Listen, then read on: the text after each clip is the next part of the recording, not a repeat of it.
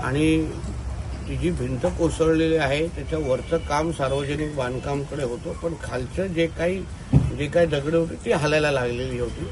त्या दृष्टिकोनातून मी आताच जे PWDचे प्रमुख राजभोगजी आहेत त्यांच्याशी आम्ही बोललेलो आहे. ते येत्या 2-3 दिवसामध्ये इथे स्वतः येणार आहेत.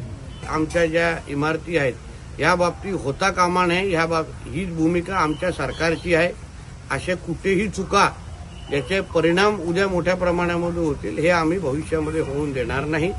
त्यामुळे मी असो, आमचे SP असतो आणि आमच्या इकडचे जेलर आणि सगळे जे प्रमुख अधिकारी आहेत त्यांनी आपसात चर्चा करून ह्या पूर्ण इमारतीचं ऑडिट रिपोर्ट आमचं करायचं ठरलेलं आहे, जेणेकरून नेमकं कुठे कुठे आम्हा लोकांना या गोष्टीची डागडुजीची गरज आहे, परत बांधण्याची गरज आहे, याची सगळ्याची माहिती आम्ही घेणार आहोत. शेवटी या खात्याचे प्रमुख आमचे आदरणीय फडणवीस साहेब आहेत, म्हणून तुम्ही सगळेजण निश्चिंत राहा.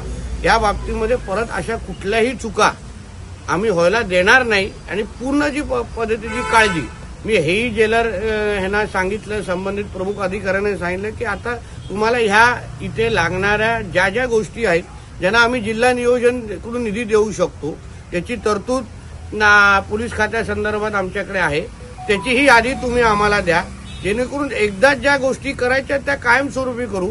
वर्षानुवर्ष ह्या इमारती असल्यामुळे त्याच्यात काही गोष्टी पडतात किंवा काही रिपेअर करायला लागतात, तर त्यावर सरकार म्हणून आणि जिल्ह्याचा पालकमंत्री म्हणून आमचे SP म्हणून सगळेजण आम्ही फार बारकाईने लक्ष देऊन आहोत. या गोष्टी परत आम्ही व्हायला देणार नाही. पण एकंदरीत बाजूच्या